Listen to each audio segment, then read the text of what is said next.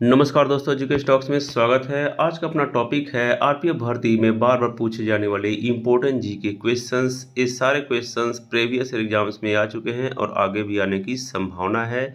तो चलते दोस्तों शुरू करते हैं। इसके पहले एक रिक्वेस्ट है, यदि आप इस चैनल पर नए हैं या पहली बार आए हैं तो कृपया करके इसे सब्सक्राइब कर लीजिएगा तथा बेल आइकन को दबा दीजिएगा ताकि जो भी इस टाइप वीडियो अपलोड होंगे वो सबसे पहले आपको मिलेंगे। तो चलते दोस्तों स्टार्ट करते हैं आज का अपना पहला प्रश्न। आज का अपना पहला प्रश्न है, मछली के यकृत तेल में कौन सी विटामिन पाई जाती है। यह बहुत ही इंपॉर्टेंट क्वेश्चन है। इसका आंसर है मछली के यकृत तेल में विटामिन डी पाया जाता है। अब इस रिलेटेड कुछ इंपॉर्टेंट एग्जाम पॉइंट देखते हैं। मछली के यकृत तेल को कॉड लिवर ऑयल भी बोला जाता है।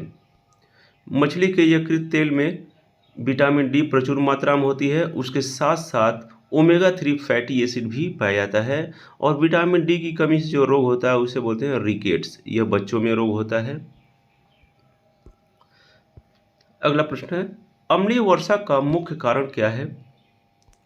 इसका आंसर है अम्लीय वर्षा का मुख्य कारण है SO2 and NO2, sulphur oxide and nitrogen oxide.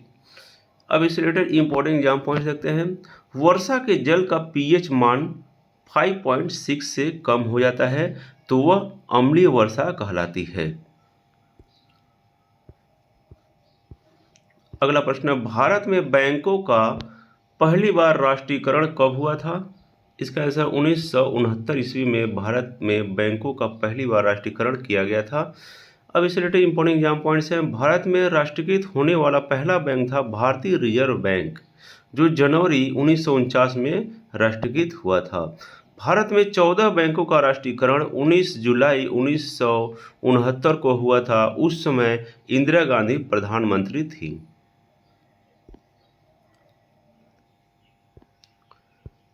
अगला प्रश्न है, मुद्रा राक्षस के लेखक कौन है। इसका आंसर मुद्रा राक्षस के लेखक हैं Vishakh Datta. Important exam point है इससे। मुद्रा राक्षस नाटक 7 अंक में है और इसके प्रमुख जो रस है वह वीर रस है। इस नाटक में राजा चंद्रगुप्त मौर्य के सत्ता में आने की कहानी है। अगला प्रश्न है, गरसोपा या जोग प्रपात किस नदी पर है। इसका आंसर शरावती नदी पर है, गरसोपा या जोग प्रपात। अब जोग प्रपात या प्रपात से रिलेटेड कुछ इंपॉर्टेंट एग्जाम पॉइंट देखते हैं। कुचिकल जलप्रपात है वराह नदी पर। हुंडरू जलप्रपात है स्वर्णरेखा नदी पर। शिव समुद्रम जलप्रपात है कावेरी नदी पर। अगला प्रश्न है, भारत में सबसे बड़ा कृषि फार्म कहाँ पर है। इसका आंसर है हरियाणा के अंबाला में भारत का सबसे बड़ा कृषि फार्म है। इंपॉर्टेंट एग्जाम पॉइंट्स हैं। मुप्पंडल विंड फार्म भारत का सबसे बड़ा ऑपरेशनल ऑनशोर विंड फार्म है। भारतीय मृदा एवं जल संरक्षण संस्थान देहरादून में है। राष्ट्रीय समुद्र विज्ञान संस्थान गोवा में स्थित है। अगला प्रश्न है, पानीपत की दूसरी लड़ाई किसके बीच हुई थी। इसका आंसर पानीपत की दूसरी लड़ाई अकबर और हेमू के बीच में हुई थी। इंपॉर्टेंट एग्जाम पॉइंट्स है। पानीपत की दूसरी लड़ाई 5 नवंबर 1556 को अकबर के मुगल सेना और हेमू के बीच हुई थी। इस युद्ध में अकबर की जीत हुई थी। अगला प्रश्न है, विक्टोरिया जलप्रपात किस नदी पर स्थित है। इसका आंसर है विक्टोरिया जलप्रपात जाम्बेजी नदी पर स्थित है। इंपॉर्टेंट एग्जाम पॉइंट्स हैं। विक्टोरिया जलप्रपात को मूसी ओवा तुन्या, वह जो धुआं जो गरजता है कहते हैं। दक्षिण अफ्रीका में जाम्बिया और जिम्बाब्वे के बीच की सीमा पर जैम्बेजी नदी पर यह एक झरना है। अगला प्रश्न है, हीरे की चमक का क्या कारण है। इसका आंसर हीरे की चमक का मुख्य कारण है प्रकाश का संपूर्ण या पूर्ण आंतरिक परिवर्तन। इंपॉर्टेंट एग्जाम पॉइंट्स है। हीरा कार्बन तत्व का एक ठोस रूप है जिसके परमाणु क्रिस्टल संरचना में व्यवस्थित होते हैं। अगला प्रश्न है, अंग्रेजों के साथ बेसिन की संधि पर किसने हस्ताक्षर किए थे? इसका आंसर है मराठा पेशवा बाजीराव द्वितीय ने अंग्रेजों के साथ बेसिन की संधि पर हस्ताक्षर किए थे। इंपॉर्टेंट एग्जाम पॉइंट से रिलेटेड, बेसिन की संधि पेशवा बाजीराव द्वितीय और अंग्रेजों के मध्य 31 दिसंबर 1802 ईस्वी में हुई थी। यह संधि मराठा साम्राज्य के विघटन की ओर एक कदम था। इस संधि के तहत पेशवा ने अंग्रेजों को 6000 सैनिकों की टुकड़ी पुणे में रखने की अनुमति दे दी थी। अगला प्रश्न है, एक अश्व शक्ति कितने वाट के बराबर होती है? इसका आंसर है एक अश्व शक्ति 746 वाट के बराबर होती है। इंपॉर्टेंट एग्जाम पॉइंट्स है, वाट एक शक्ति की इकाई है, इसे W से दर्शाया जाता है।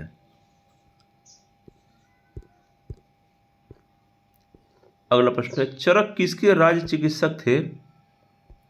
इसका आंसर कनिष्क के राज्य चिकित्सक थे चरक। इंपॉर्टेंट एग्जाम पॉइंट है, चरक कनिष्क के राज्य चिकित्सक थे। इन्हें चिकित्सा का जनक भी कहा जाता है। उन्होंने चिकित्सा शास्त्र ग्रंथ चरक संहिता की रचना की थी। अगला प्रश्न है, किस गुप्त शासक ने विक्रमादित्य की पदवी ग्रहण की थी? इसका आंसर है स्कंदगुप्त ने विक्रमादित्य की पदवी ग्रहण की थी।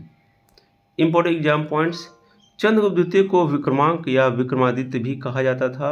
इनका काल गुप्त काल का स्वर्ण युग माना जाता है। अगला प्रश्न, हरिशेन किस शासक का राज्य कवि था?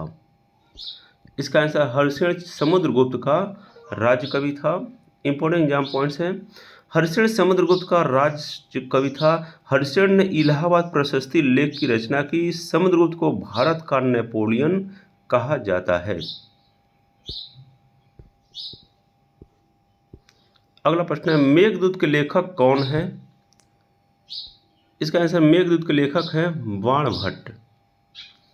अब इससे रिलेटेड इंपॉर्टेंट यहाँ पॉइंट देखते हैं। कालिदास को भारत का शेक्सपियर के नाम से जाना जाता है। कालिदास की जो प्रमुख कृतियाँ या रचनाएं हैं वे हैं अभिज्ञान शाकुंतलम, ऋतु संहार, मालविकाग्निमित्रम, मेघदूत, रघुवंश, कुमार संभव। अगला प्रश्न है, एलोरा के कैलाश मंदिर का निर्माण किसने किया था? इसका आंसर कृष्ण प्रथम ने एलोरा के कैलाश मंदिर का निर्माण किया था। इंपॉर्टेंट एग्जाम पॉइंट, महाराष्ट्र के एलोरा में कैलाशनाथ मंदिर का निर्माण राष्ट्रकूट नरेश कृष्ण प्रथम ने करवाया था। यह मंदिर बेसर शैली में निर्मित है। अगला प्रश्न, विश्व में सबसे बड़ा संविधान किस देश का है? इसका आंसर विश्व में सबसे बड़ा संविधान भारत का संविधान है। इंपॉर्टेंट एग्जाम पॉइंट्स इससे, विश्व में सबसे बड़ा लिखित संविधान भारत का संविधान है। इसमें मूलतः 395 अनुच्छेद 8 अनुसूचियां हैं। वर्तमान में 395 अनुच्छेद 12 अनुसूचियां हैं। इसमें